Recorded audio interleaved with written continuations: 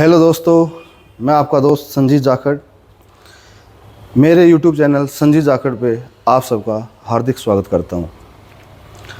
दोस्तों, अभी जैसे आपको पता है मैं वेट लॉस जर्नी पे हूं। अगर इसको मैं सही नाम दूं तो फ़ैट लॉस जर्नी, क्योंकि वेट लॉस और फैट लॉस में बहुत ज़्यादा फ़र्क होता है। वेट लॉस तो आप भूखे मरते रहो, बहुत कम खाओ, केवल कार्डियो करते रहो। कार्डियो मतलब रनिंग वगैरह, साइकिलिंग वगैरह, स्विमिंग वगैरह, तो अपने आप हो जाएगा। लेकिन उसमें क्या है, आपको आपका जो साइज़ है मसल्स का, एक जो बॉडी स्ट्रक्चर तैयार होता है ये इस तरह, ये आपको नहीं मिलेगा। आपका सारा निकल जाएगा, पतले पतले हाथ हो जाएंगे, आपका चेहरा ऐसा हो जाएगा पता नहीं आप कितने बूढ़े हो गए। और आपके जो इंटरनल ऑर्गन हैं वो सारे डैमेज होने का उनका ख़तरा रहता है। उनकी भी एक एज होती है, उनकी एज बढ़ जाती है। बाहर से आप दिखोगे कि वेट कम कर लिया, लेकिन वेट कम करने के साथ साथ हमारे इंटरनल ऑर्गन में बहुत ज़्यादा फ़र्क पड़ता है, डैमेज होते हैं। तो इसीलिए हमें क्या है कि फ़ैट लॉस, चर्बी कम करने के बारे में सोचना चाहिए, ना कि वज़न कम। वज़न कम जब आप करते हो तो उसमें आपका जो मसल मास होता है वो बॉडी वाटर और फैट तीनों चीज़ें कम होती हैं। लेकिन हमें क्या करना है, हमें अपना मसल मास बचा के रखना है ताकि हम दिखने में अच्छे लगें, कपड़े पहने तो अच्छे लगें, और हमारी चर्बी हमें ख़त्म करनी है। ये चीज़ मैं उम्मीद करता हूँ आपको समझ आई होगी। हालांकि मैंने भी एक गलती कर दी कि मैंने अपना जो 100 डेज़ वेट लॉस चैलेंज नाम दिया है वो गलत इंट्रोड्यूस कर दिया। वो मुझे fat loss 100 days fat loss challenge करना चाहिए था, या फिर 100 डेज़ ट्रांसफॉर्मेशन चैलेंज करना चाहिए था। बट कोई नहीं, अब हमने कर दिया। तो जहाँ तक मैं आपको समझा पा रहा हूँ आप समझ रहे होंगे। तो ये तो था वेट लॉस और फैट लॉस के बारे में। दोस्तों, बात अब ये है कि जब भी हम वर्कआउट स्टार्ट करते हैं तो मोस्टली लोग क्या करते हैं, जिम में आएंगे और ट्रेडमिल पे चढ़ जाएंगे, या क्रॉस ट्रेनर पे, या साइकिल पे, या उछलने कूदने लग जाएंगे, जो कि एक बहुत ही गलत तरीका है। जो आजकल जिम जाने वाले बंदों को इंजरी होती हैं वो इसी वजह से होती हैं क्योंकि वो मोबिलिटी ड्रिल्स नहीं करते। एक होता है स्ट्रेचिंग, एक होता है मोबिलिटी ड्रिल्स। दोनों में फ़र्क क्या है वो मैं आपको बता देता हूँ। मान लो हमने ये खींच के रखा 15 से 20 सेकंड, इसको कहते हैं स्ट्रेचिंग। लेकिन हमने ये किया, ये किया, ये किया, हमने जॉइंट्स हिलाए, इसको बोलते हैं मोबिलिटी ड्रिल्स। वर्कआउट से पहले जब भी आप कोई वर्कआउट स्टार्ट करते हैं मोबिलिटी ड्रिल्स से ही करें।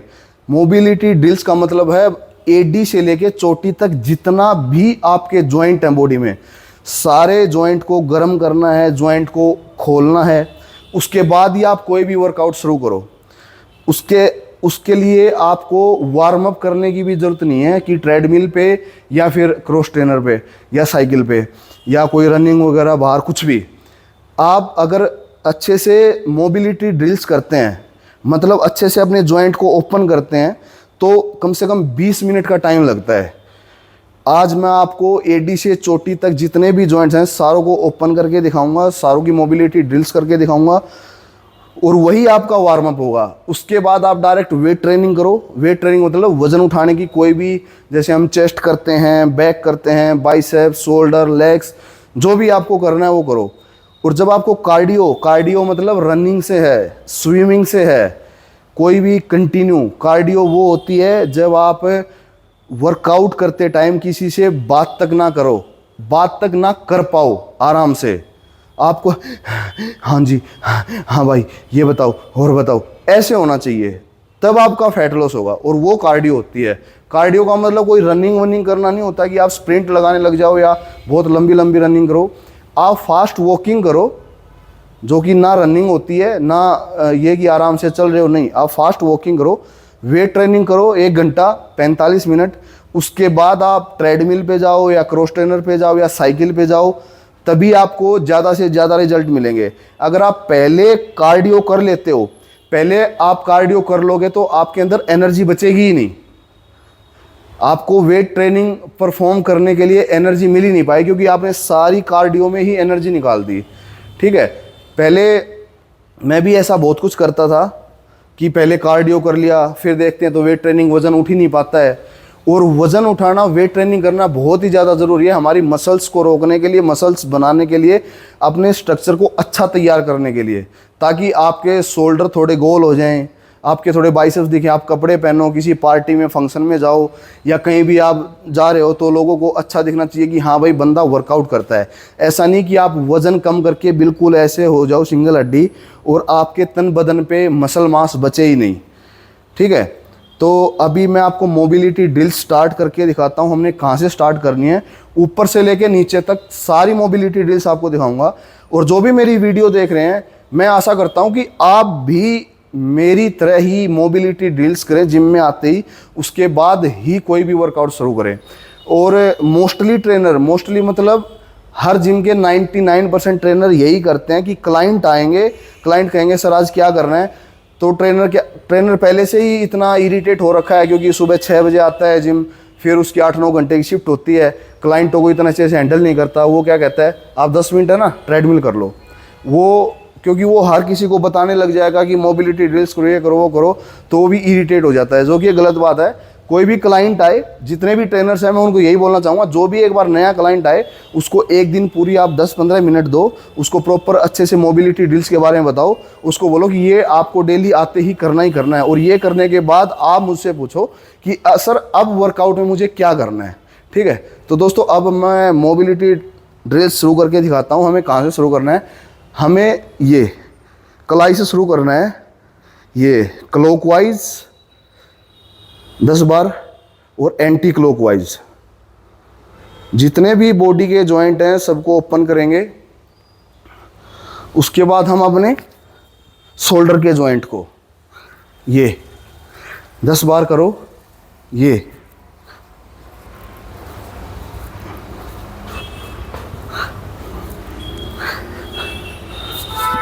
ये 10 बार आगे, 10 बार पीछे, ये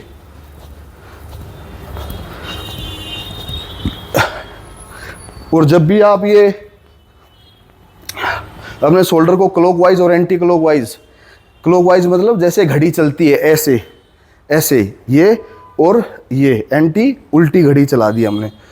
तो आपका सही तरीका ये है, हाथ को बिल्कुल, एल्बो हमारी बिल्कुल स्ट्रेट रहेगी, एल्बो जॉइंट मुड़ेगा नहीं।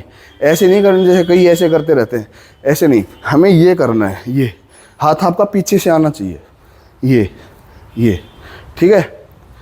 उसके बाद हम अपनी चेस्ट की मसल को स्ट्रेच करेंगे थोड़ा, ये कर सकते हो, ये करने को तो हम ये भी कर सकते हैं, लेकिन हम ये क्यों कर रहे हैं, क्योंकि हमारी जो ये चेस्ट की मसल वो ऐसे, अपर चेस्ट की मसल, इसको बोलते हैं क्लेविकुलर मसल, ये इस तरह इनकी शेप होती है। ठीक है, तो ये इस तरह हम खोलेंगे हाथों को। उसके बाद अपनी थोड़ी गर्दन की, और जब आप गर्दन की मोबिलिटी ड्रिल्स करते हो तो अपनी आंखें खुली रखो, वरना जो नए नए बंदे होते हैं उनको चक्कर आने का डर रहता है। ठीक है, ये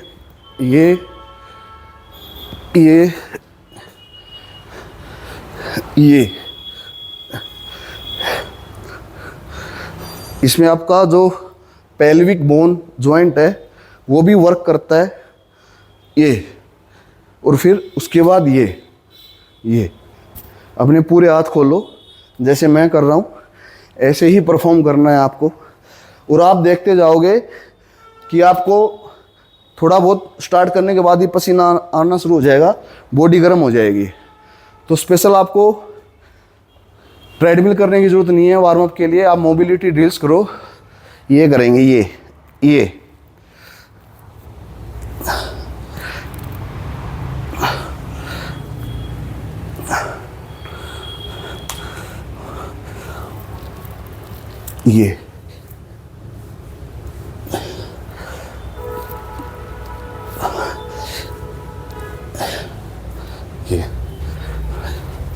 ये करेंगे, स्ट्रेच करेंगे उंगलियों को। उसके बाद ये हाथ बिल्कुल सीधे रखेंगे। ये 10 बार परफॉर्म करो ये, ठीक है। उसके बाद नंबर आता है हमारी लेग्स का। ये अगर आपको लगता है कि आप बैलेंस नहीं कर पा रहे हो तो आप पीछे किसी दीवार का सहारा ले सकते हो, लेकिन 2-4 बार करोगे तो आपको आदत पड़ जाएगी, आप सिंपली कर पाओगे। और जब ये इसमें आपकी पूरी क्वाड्रिसेप्स और हैमस्ट्रिंग स्ट्रेच होती है। और जब ये परफॉर्म आप करते हो तो ये पंजा यहाँ से पकड़ना है। कुछ लोग गलती करते हैं यहाँ से पकड़ेंगे, लेकिन नहीं, हमें बिल्कुल यहाँ से पकड़ना है ये, ठीक है। उसके बाद हम करेंगे थोड़ा हमारी पेल्विक बोन को रोटेट करेंगे। ये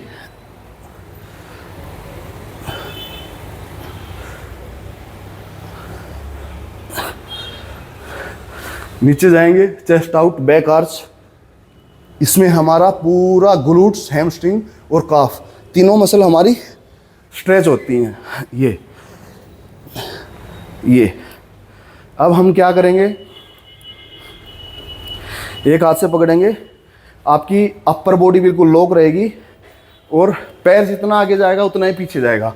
ऐसे नहीं करना है आपको, ऐसे नहीं करना है, अपर बॉडी लॉक रहेगी बिल्कुल। ये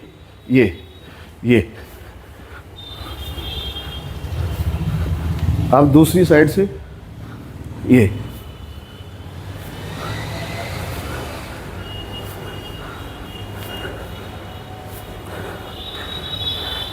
अब ऐसे ही किसी चीज़ को पकड़ के हम ये जितना पैर ऊपर जाए उतना पैर ऊपर लेके जाओ।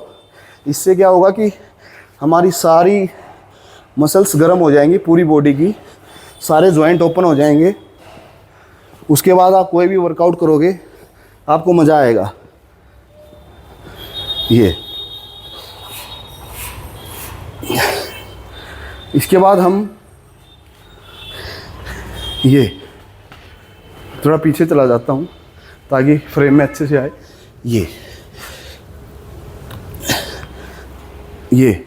ये करो आप।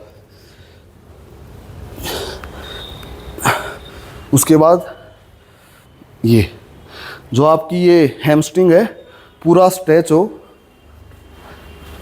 सबसे ज़्यादा इंजरी पेल्विक बोन के साथ जुड़ी हुई मसल्स में ही होती है। मुझे भी हो गई थी।